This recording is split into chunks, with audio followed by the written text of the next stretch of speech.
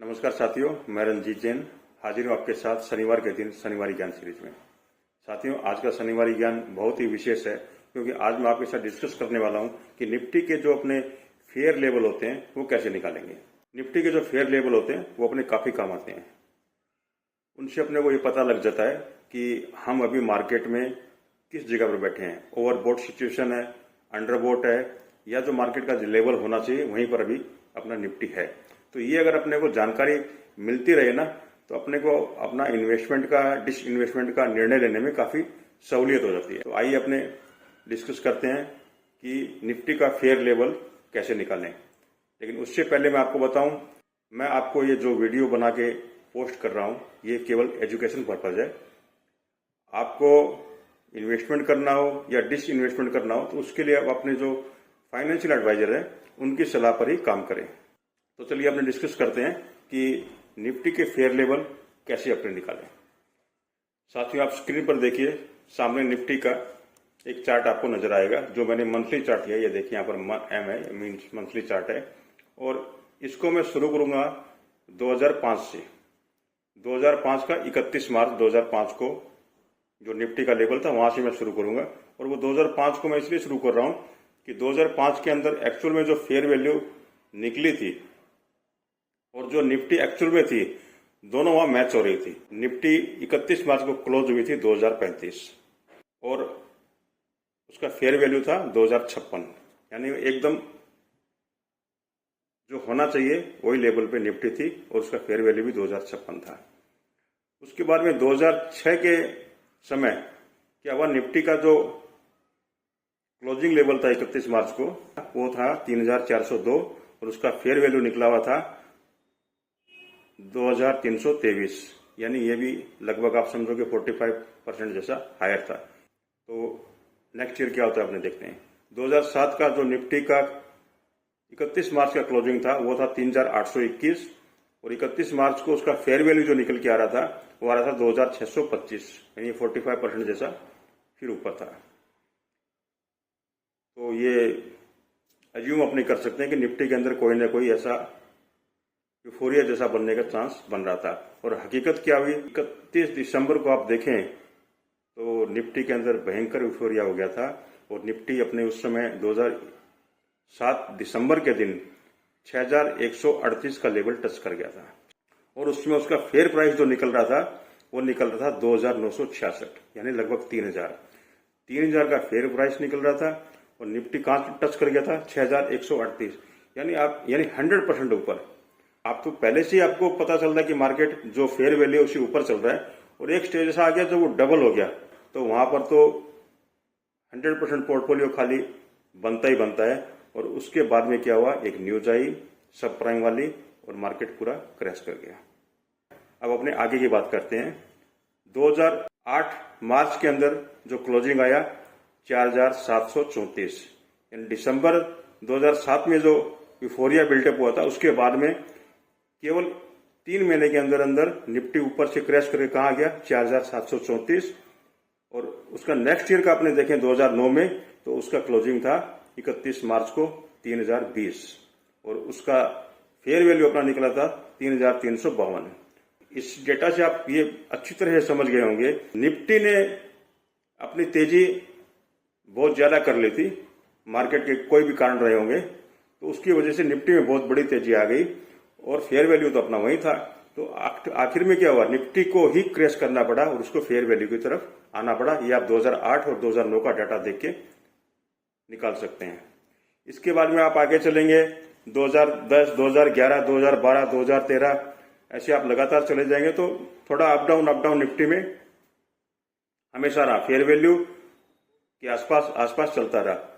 इसके बाद 2018 को देखिए आप, निफ्टी का क्लोजिंग था 31 मार्च को 10,113 और उसका फेयर वैल्यू था 10,071, माने 10,071 और 10,113, एकदम फेयर वैल्यू के आसपास। तो आप देखिए किस तरह से अपना जो फेयर वैल्यू निकल रहा है, निफ्टी लगभग वहीं क्लोज हो रहा है। तो ये जो फेयर वैल्यू के आसपास निफ्टी क्लोज होता है ना, तो फिर आप ये समझ लो कि मार्केट में कोई यूफोरिया बिल्टअप नहीं हो रहा है और एक पैरेलल फील्ड बना हुआ है। इसमें आपका क्या है, जो सेक्टोरल चर्निंग करते हैं ना उनको फायदा होता है, क्योंकि निफ्टी तो कहीं ज्यादा ऊपर नीचे हो नहीं रहा है, अपनी फेयर वैल्यू के आसपास ही चल रहा है। अब आता है 2020 का साल। उस साल क्या हुआ था आप लोगों को सबको पता है। निफ्टी 2019 में अपने फेयर लेवल के आसपास था, 11,380 उसका फेयर लेवल था और 11,624 उसका क्लोजिंग था, यानी एकदम फेयर था, मार्केट में कोई यूफोरिया नहीं था। लेकिन 2020 में मार्केट गिरा और उसका क्लोजिंग आ गया था 8,597, यानी निफ्टी 2019 के समय फेयर वैल्यू पर था।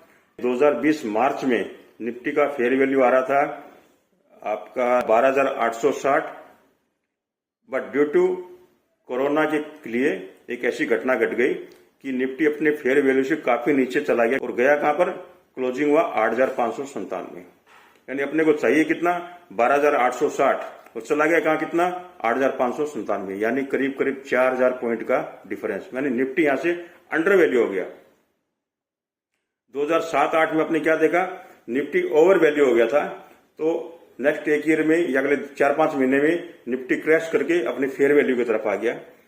यहां पर निफ्टी ऑलरेडी फेयर वैल्यू है, लेकिन चूंकि ये घटना ऐसी घट गई कोरोना वाली, पूरा लॉकडाउन लग गया, तो अपने फेयर वैल्यू से यहां निफ्टी नीचे चला गया।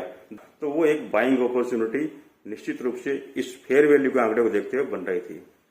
और 2021 मार्च के अंदर अपना फेयर वैल्यू निकलता है 14,532 और 2021-31 मार्च को निफ्टी क्लोज हुआ 14,690, यानी एकदम जो फेयर लेवल अपना निकला, ठीक निफ्टी वहीं आके फिर खड़ा हो गया। ये आप गेम समझिए क्यों ऐसा हो रहा है। निफ्टी ऊपर गई तो भी फेयर वैल्यू के पास आना पड़ा, नीचे गई तो भी फेयर वैल्यू के पास आना पड़ा। ये इतना सटीक आंकड़ा निकलता है फेयर वैल्यू का, और ये एक साल का नहीं बता रहा हूं मैं, 2005 से आपको लगातार बता रहा हूं। फिर 2%, 4%, 5%, अप टू 10%, थोड़ा सा ऊपर कभी 12%, ऐसा निफ्टी डिविएट होती रहती है, अप डाउन चलती रहती है। ये मार्केट में ऐसा होता ही है। लेकिन जब अपने 20%, 25%, 30% का लेवल तोड़ता है ना नीचे की तरफ, तो आप समझो कि वो बाइंग अपॉर्चुनिटी बन जाती है, कि नीचे में ज्यादा नहीं तोड़ता है। ऊपर का लेवल काफी ऊपर हो सकता है, 50%, 60%, 70% भी निफ्टी, और 2007 के केस में तो निफ्टी 100% तक ओवर वैल्यू हो गई थी अपने फेयर वैल्यू से, नीचे की तरफ कम रिएक्ट करती है। नीचे में 30% तो 30 से 40% मैक्सिमम हो गया, इसके नीचे लगभग निफ्टी नहीं जाती है। अब आप देखिए 2021 के अंदर वो फेयर वैल्यू हो गया। 2022 में आप देखेंगे ना तो निफ्टी का फेयर वैल्यू था 16,421 और 2022 का क्लोजिंग था 17,464 मार्च का, तो थोड़ा ऊपर था, इतना रह सकता है। 2023 में निफ्टी का जो क्लोजिंग था 17,360, उसका फेयर वैल्यू था 18,556, तो ये भी 1,000-1,200 पॉइंट की रेंज में था, तो टॉलरेबल था, कोई बड़ा इसमें कुछ नहीं था। अब अपने देखते हैं 2024 में निफ्टी का फेयर वैल्यू था 20,968 और निफ्टी एक टाइम में अभी रिसेंटली अक्टूबर महीने में कहां चला गया था 26,500 के लगभग, यानी अपना लेवल आ रहा था 20,900 माने 21,000 और चला गया 26,000, यानी 20% से ज्यादा डिविएट हो गया। तो अपने को सतर्क होना बनता था वहां पर। और उसके बाद में क्या हुआ, निफ्टी वापस नीचे आ गया। और अब मैं आपको बताऊं कि 2025 का जो अपना फेयर लेवल 31 मार्च का निकल रहा है 23,690 निकल रहा है, और अभी निफ्टी कितना चल रहा है 23,690 के आसपास है। आज थोड़ा बड़ा होगा, तो आप देख सकते हैं कि किस तरह से फेयर वैल्यू जो है अपना काम परफेक्टली करता है। और आज के दिन अपने देख सकते हैं कि निफ्टी अपनी फेयर वैल्यू के आसपास ही है, यानी निफ्टी अगर यहां से ड्रास्टिक नीचे जाता है तो अपने को क्या करना है, बाई करना है, क्योंकि बहुत दिनों तक निफ्टी नीचे नहीं रहता है। तो ये पूरा कैलकुलेशन आप कैसे कर सकते हो, इसका सिंपल रेशियो है, मैं आपको अभी बता रहा हूं। 2025 का फेयर वैल्यू आ रहा है 23,690, इसके अंदर आप 13% ऐड कर दो एक साल के लिए, तो आपका वो नेक्स्ट ईयर का फेयर वैल्यू आपका आ गया। अब नेक्स्ट साल में आपका फेयर वैल्यू आया हुआ है, निफ्टी कहां क्लोज होता है आपको आइडिया लग जाएगा। तो एक आपको सरल रेशियो बता दिया, 13% आपको हर साल निफ्टी को ऐड करके उसका फेयर वैल्यू निकालना है। ये 13% क्यों आता है ये मैं कभी और समझाऊंगा। ये साथियों, ये था मेरा निफ्टी के ऊपर मेरा आज का फेयर वैल्यू निकालने का तरीका, और उसके फायदे क्या होते हैं वो आपको मैंने बताया।